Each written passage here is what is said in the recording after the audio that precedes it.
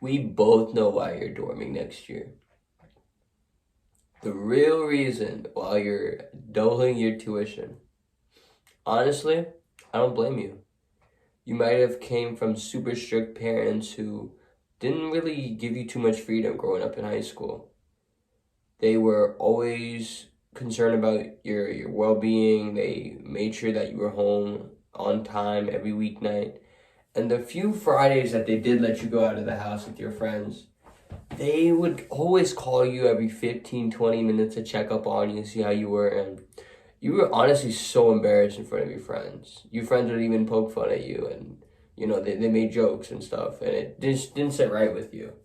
And then you decided to just turn your phone off, turn off the ringer, and pretend like your parents weren't calling you sometimes, and you would be out when in reality they were. And you would come home and just say, hey, like, my phone was dead, but your parents knew for a fact that you were lying, and then they just started lecturing you.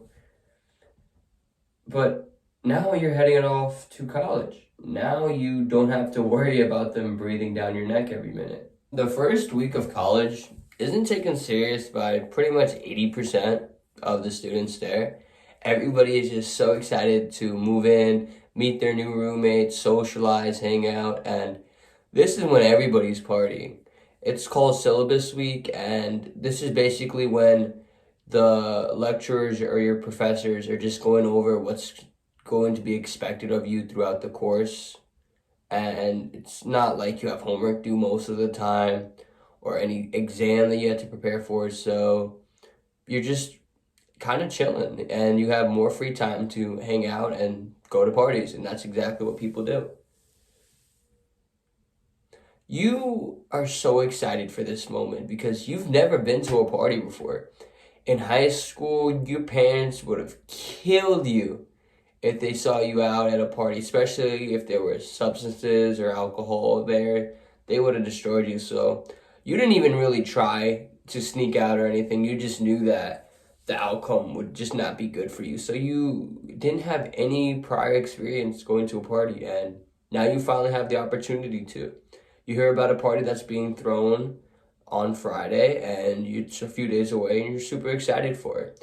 You're telling some of your buddies that you went to your first party, and they're kind of laughing because they have a little more experience in the party life than you do. But you're just so excited, and you figure out the theme of the party, and it's a beach theme, so you get yourself a nice floral shirt. You're feeling good, you're feeling confident, and you're just super excited. And you get there at 8:30 because the party started at 8, and you know that the cool people will have to get there a little later than the start time because you just know, you've seen it in movies or whatever, and this is the ideology you have. You go there, you meet the bodyguard or the bouncer, I should say, not the bouncer. You encounter one of the brothers of the fraternity when you're about to go in. They're like guarding the door, and they're the ones that are in charge of who gets to come in and who does not. And they start talking to you, and you guys just chat it up for a little bit. They're trying to get you to join their frat, and they want to recruit you. They tell you that you'd make a great fit for them. You're hesitant about it, but you're just so excited, man. You just smiling. You're more so like you respond in a way that's super excited. He can see the inner joy within your body right now. Like you're just vibing. You hear the music from the outside, and you're just so excited to be here and be present. And you guys end off the conversation with a nice fist bump, and he opens the door for you. You take one step in, and then you go down the stairs, and immediately you're just hit with a gust of marijuana. You could just smell the drugs the moment you walked in. You're just bombarded with a bunch of smoke being in the air, and the music is loud. You could feel it in your soul. You are basically vibrating right now. And you look around and you see a bunch of people just standing in different corners, people in the middle. There's a dance floor. There's just a bunch of people, and you're kind of shy because you haven't been in this situation before. It's not like there's nobody you can talk to, but at the same time, you're having difficulty going up to a random stranger just striking up a conversation, especially in this environment because it's so loud, and you can't really see who you're talking to sometimes because the lighting isn't always abundant in certain areas. And you just, you're taking your laps, you're walking around, nodding to the music, trying to smile at people that make eye contact with you. And you notice a pong table from afar, and the game has just ended, and one of the guys has just left. And now it's two guys here and one guy here, and the other guy makes eye contact with you. He yells, "Yo, Floral, come on, you're next."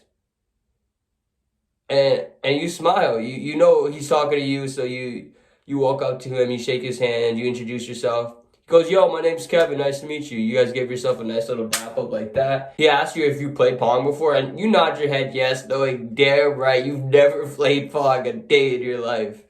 And it's your turn to start, so you're the one that you guys go eye for eye. That's when you literally go. It's like basically flipping a coin, like to determine who gets to go. It's the same principle. So you look the other opponent in the eye. You go eye for eye, and then you throw the pong ball, and you let it go, and it goes in. So now your team starts off with the ball. The other guy misses horrendously, and you guys go. You win. You're playing with Kevin, and you guys take turns going. You shoot first, you make it. He makes it after. So you get balls back. Now you guys both go again. In sync.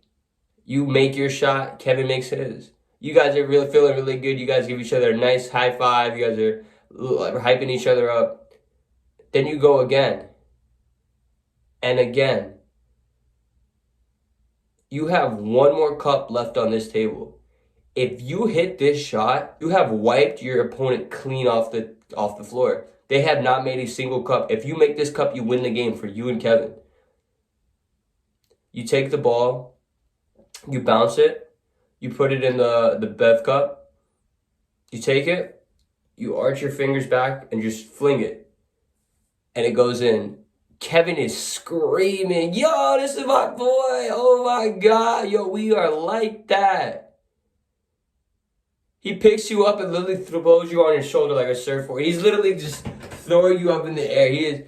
He's ecstatic, and you're just smiling. You're a little nervous because you don't know what the hell just happened, but you're just so happy. And just like that, the friendship has been made. Everyone starts gassing you up. Floral, floral, floral. You have everybody's attention on you. You've never been used to this type of attention ever. Everybody knows you now. You're now a guy that's really good at Pong. And everybody's asking you for your social media now, telling you about themselves, like, I'm a major in this. Oh, what are you studying? You're making small talk with strangers.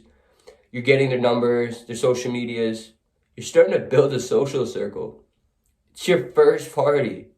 You're feeling great, man.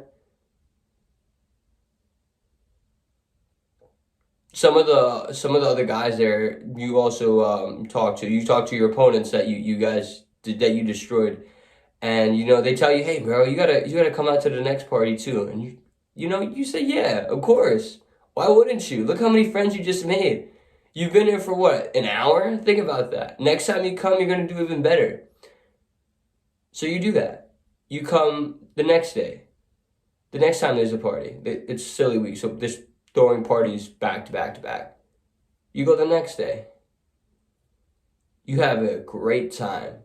Just like the previous day. You outdone yourself on the pong table. Everybody's dapping you up. People know your name. People are excited to see. People are offering you to get you something. "Oh, if you need a water, bro, I got you." You stay locked in. You do your thing here, bro. And you just feel like a celebrity. Feel like a little celebrity here in your college. And you think very highly of yourself now. You have found your place to enjoy yourself. You have found your home, essentially. But Monday comes around, and now classes are actually starting. No more syllabus week. It's actually time for you to start studying and do homework. To start doing assignments as well.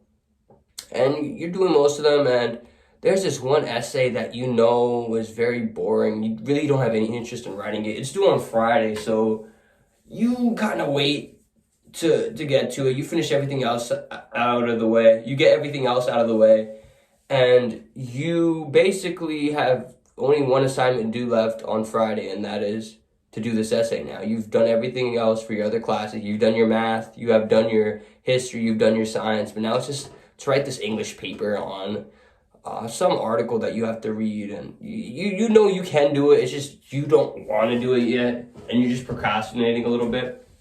So it comes to Friday, and Friday you have literally told yourself, I am going to the gym, and then I'm gonna get back, I'm going to shower, I'm gonna have a meal, and then I'm going to finish this essay.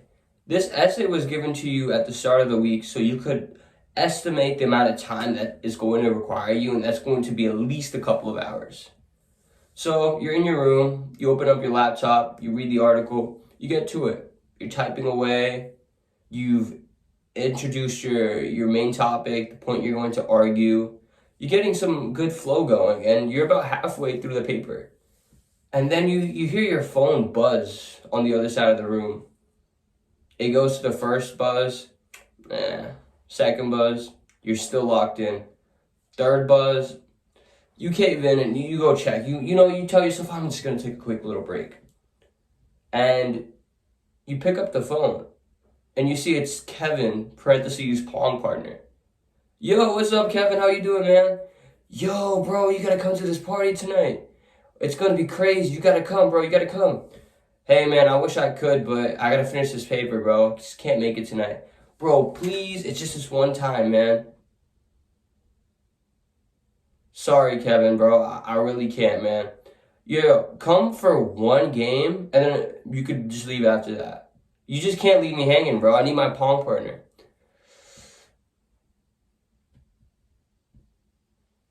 Fine, just one game. Just one game, bro. Alright, cool. I'll see you soon then. Alright, peace. You get ready. You close the laptop. You put on a nice pair of pants. You put on a well-fitted shirt. You put on your earrings. You put on your jewelry. You put on a cologne. You smell good. Do your hair a little bit. You're feeling good, bro. And you go back out. You go back out to that same house where the previous parties were held. And they let you in. Everybody knows who you are. You don't even have to wait at the door. You don't have to bring in ratio. They like you, man.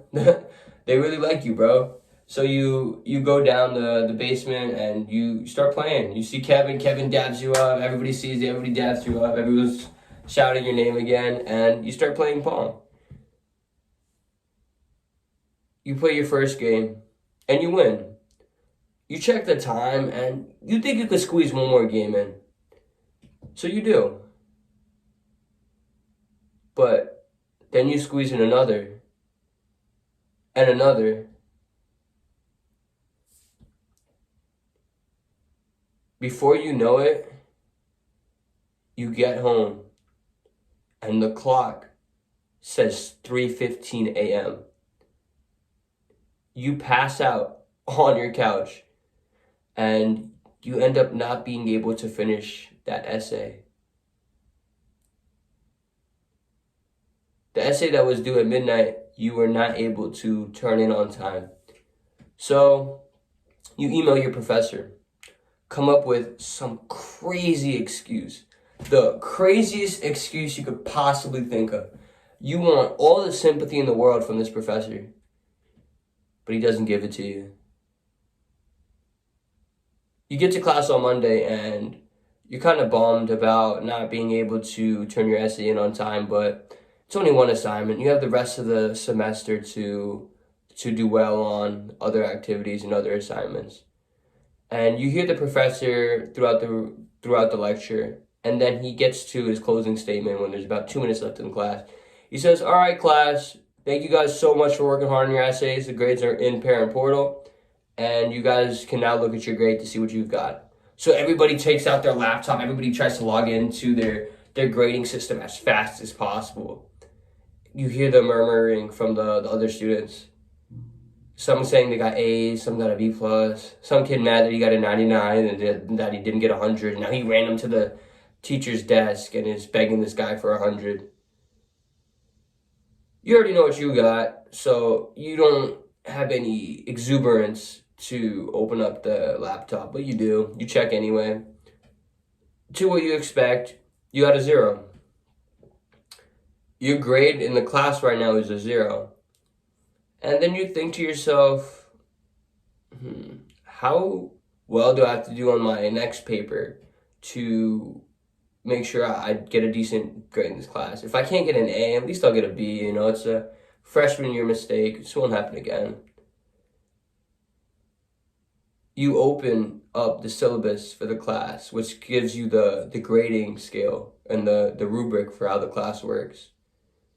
That essay that you didn't turn in was worth 35% of your final grade. If you got 100 on every single other assignment, you still would not pass this class.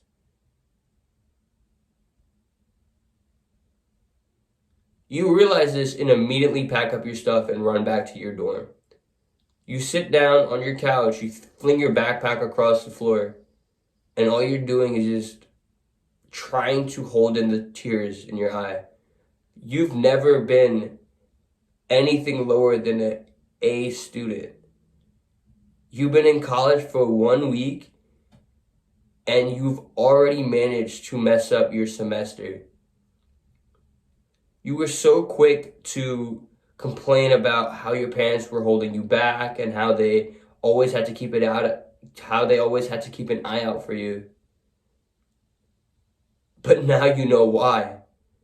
Because sometimes when you try to think for yourself and make your own decisions, you realize that you don't always know what's best for yourself. And it doesn't hurt to have someone that's senior looking out for you. I want you guys to realize that there's nothing wrong with partying in college. There really isn't, especially when you're a freshman. But you can't let it take over your life. You can't let it outweigh the actual reason why you're there. You're there to get an education, to get a job, and to make money afterwards. That's the whole purpose of college. The trade-off of going to college for a few years is to walk out with a degree that you can then use to get a job. Failing classes, performing poorly on exams is not going to get you there. There's a lot more to life than partying, and there's a lot more to college than just partying. So there will be moments that you have to prioritize your school. Your school should always come first. Don't ever feel intimidated or embarrassed by not being able to attend a certain party. Especially if there's a big assignment or exam coming up. Prioritize that over the parties. There's parties that will happen the next week, the week after. And even if you can't go, it's okay. It's sometimes you really just have to lock in, stay strong, and not feel pressured into going. Especially if you're known for partying, man. I get it. It felt so good to be in that spotlight, to have that attention on you that you're just not used to. But, bro, it has to come naturally, and it doesn't need to happen all the time. The spotlight doesn't always have to be on you. The reason you are there in college is to be a great student and to learn, not to be a party animal. Make sure your priorities are straight, and don't let anything get in the way with that. I have opened online coaching for any of you guys that need help with this and want to make sure that you guys can tackle your academic year to the best possibility. Whether you're going into freshman year, sophomore year, junior year, or you're about to be a senior, or even if you're older, I can give you the advice you need to make sure that you lock in and perform very well this semester. Click the link in my description to book a call with me today. Why would you want to make the mistakes that could easily be avoided? I understand that you think you know everything and that you might feel that, oh, you don't need to have someone else look out for you, but bro, it never hurts. Let's help you focus your time, energy, and efforts towards what they should actually be going towards. As a freshman, I know you really want to party, and this is going to be a lot of the focus that's going to be going through your mind. And a lot of people are going to think about all the friends that they're going to make at these parties. But I have to tell you that majority of these friendships are not going to last. These are not true, genuine friendships. These friendships are solely based around partying. If you tell all the people you've met at the last party you went to that, oh, you don't want to party anymore and that you'd rather do other activities and spend your time a little more wisely and a little more productively, you're not going to have a lot of friends left, man. It's one of those things that when you're out, you can acknowledge the other people there, and you'd laugh, catch up a little bit, but you have to understand with outside of the walls of this party that there's a very good chance you guys never speak to each other ever again, or there's no chance you guys can hang out, hold a good conversation. It's just not what you're going to get out of the quality of people there at the party. The people at the party will know how to hype you up, laugh, make you have a good time. They can do all that. But in terms of performing well outside of that, outside of situations where drugs and alcohol are present, it's going to be very difficult for them. And it's not something you should rely on, and you shouldn't look to make your best friend at some random party that you've attended. It doesn't work like that, and it just saves you a lot of headache. Don't fall victim to this. It's a huge mistake that a lot of people make. And once they have these friends that they've made at these parties, they think that they have to hold up their end of the bargain and always party with these people. If they can't hang out with you outside of a party, they're not really true friends, are they? Another huge thing that's pretty negative about partying is the time that you go to bed. When I tell you your sleep schedule will get destroyed as a freshman in college, I'm not even lying. You can literally go to bed at times of past 3 a.m. I have gone to bed twice, or maybe even more than twice, around 5 a.m., 5 or 6 a.m. And I used to go to bed at 11 p.m. 11 p.m. is like my standard time that when I get into my bed, I wind down and I eventually doze off. But the thing about partying is these parties normally don't start till like 10:30 or 11 p.m. And most guys will try to get there a little later, so they'll get there around 1 a.m. or 12:30 a.m. And they'll stay till 3. And the thing is, when you're downstairs in a basement and there's no windows and it's just lights flashing around and it's dark outside, you lose track of time so fast. It is ridiculous how fast time can go by. You can be there for 3 or 4 hours and not even know this. And then usually when you end up leaving the party, you want to grab some food to eat. And it's usually poor quality, high processed food. So you go to what's ever open and you're going to get like a fat sandwich or a burger or some fries or a hot dog, like food that you know is not good for you. And you'll get to the place that's open and there'll be one guy there. So your order that normally takes 5 minutes will take 15 or 20. And then you have to get your food and then eat it. You're either going to eat it there or bring it back to your dorm. But majority of college guys are going to bring it back to their dorm. So it's another 10-minute walk back to your dorm. You start eating, and before you know it, it's 4 a.m., 5 a.m. And then your body, after being in such a stimulated environment, isn't going to just naturally fall asleep. You're going to want to go on your phone. You're going to want to just express yourself either on social media, swipe, whatever you're going to do. So you're going to bed at 5 or 6, bro. You might not even go to bed till later. And then you will wake up like 8 hours, so maybe 12 or 1. And that will be the most lazy day that you have had in a while. You might be hungover. You might have to take an energy drink or two to just be able to function like a normal human being. It's such a waste of a day. There's no other way to put it, but it's really a waste of the day. You can't even work out properly. I literally would go to the gym and I'd stretch, I'd play my music, I would do one set, and I would tell myself, why the heck did I come in today? I felt so bad about myself, and I just could not stand it. I just felt so weak, and I just felt gross, bro. I didn't like it, and I really realized that destroying my sleep schedule is not worth it for this little bit of fun that I might have for a few hours. The final thing that, in my opinion, was the absolute worst thing that I got from going out was how sick I would get. I would feel like garbage for the next 2 weeks after going out.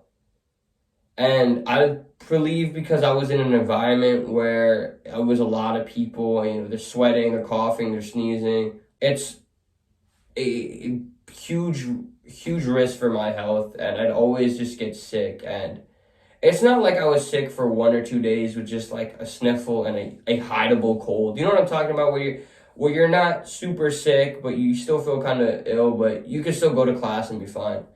Bro, these 2 weeks, I was absolutely miserable. I was coughing like I smoked cigarettes. I literally was sneezing. I was sniffling like crazy. It was so bad. I remember I had to take a final. I had finals week actually. I was taking finals sick as a dog.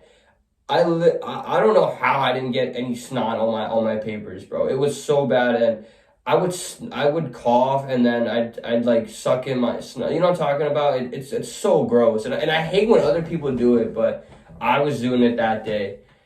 I could tell people were looking at me like, "What's wrong with this kid? Tell this kid to go home." People who didn't want to sit next to me in class. It was so bad, and I really couldn't sacrifice my health for this, for going out, for it just didn't make sense. And I wasn't willing to give up 2 weeks of unproductiveness. Like, it's not like I would be sick for a total of 2 weeks in the terms of I was super bad for 1 week and then eased out. It was pretty bad up until like the last day. It was pretty bad for 2 weeks, and then it would kind of progress slowly to getting back to better. That's how I saw it. My throat felt freaking so sore, dude. It was so bad. The amount of cough drops that I went through, bro, insane. And it's one thing you have to be super cautious about if you still want to go out.